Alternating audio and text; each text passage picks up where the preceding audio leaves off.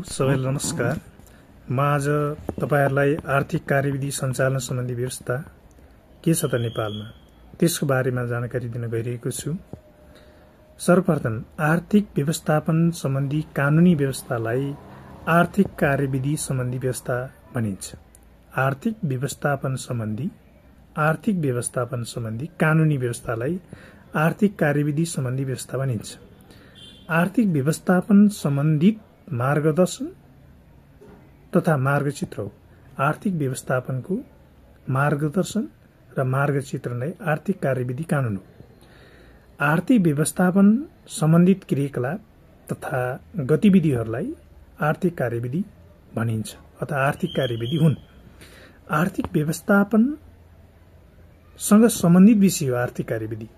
आर्थिक व्यवस्थापनसँग सम्बन्धित विषय व्यवस्थापन भन्नाले प्री-आरदेखि पोस्ट-आरसम्मका सम्पूर्ण कार्यहरूलाई आर्थिक कार्यविधि भन्न सकिन्छ। आर्थिक क्रियाकलाप सञ्चालन सम्बन्धी एउटा मार्गदर्शन, एउटा मार्गचित्र, एउटा गाइडलाइन भनौँ न, एउटा गाइडलाइन हो। यसको आर्थिक कार्यविधि कानुनहरूको सबैले पालना गर्नुपर्छ। यसको उल्लङ्घन गरेमा दण्ड सजायको व्यवस्था छ। यो निरपेक्ष हुँदैन, यो सापेक्षी हुन्छ, यो बहुआयामी विषय हो। संविधानमा आर्थिक कार्यविधि सम्बन्धी व्यवस्था के गरिएको छ त? संविधानमा आर्थिक कार्य प्रणालीको व्यवस्था गरेको छ। बजेट तर्जुमा गर्ने, बजेट निकासा र खर्च गर्ने, लेखापालन गर्ने, लेखा परीक्षण गर्ने, बजेट फर्च्युट गर्ने, सम परीक्षण गर्ने, कर लगाउने। त्यसपछि जिन्सी व्यवस्थापन सम्बन्धी पनि व्यवस्था गरेको छ।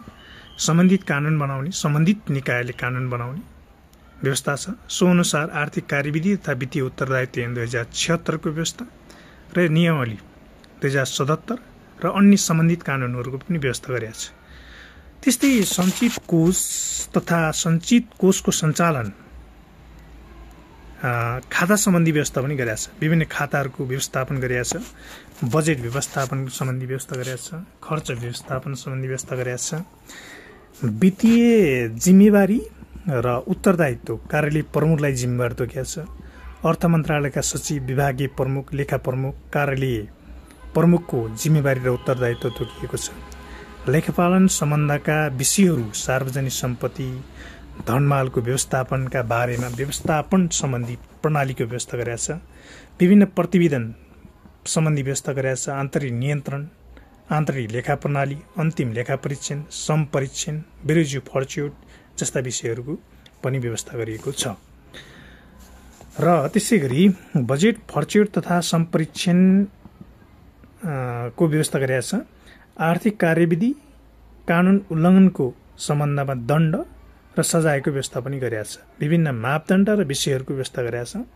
3 तहका निकायहरूमा सञ्चित कोषको व्यवस्था गरेको छ। 3 तहका निकायमा सञ्चित कोषको व्यवस्था गरेको छ। सञ्चित कोषको सञ्चालन खाताबाट हुने। प्रत्येक वर्ष बजेट तर्जुमा गरिने, नेपाल सरकारले बजेट अर्थ मन्त्रालयले तर्जुमा गर्ने, बजेटको स्वीकृति संसदले गर्ने, स्वीकृति बजेटको अनुसारको बजेट निकासा गर्ने, लेखा उत्तरदायी अधिकृतलाई बजेट अख्तियार दिने, बजेट निकासा र खर्च गर्ने,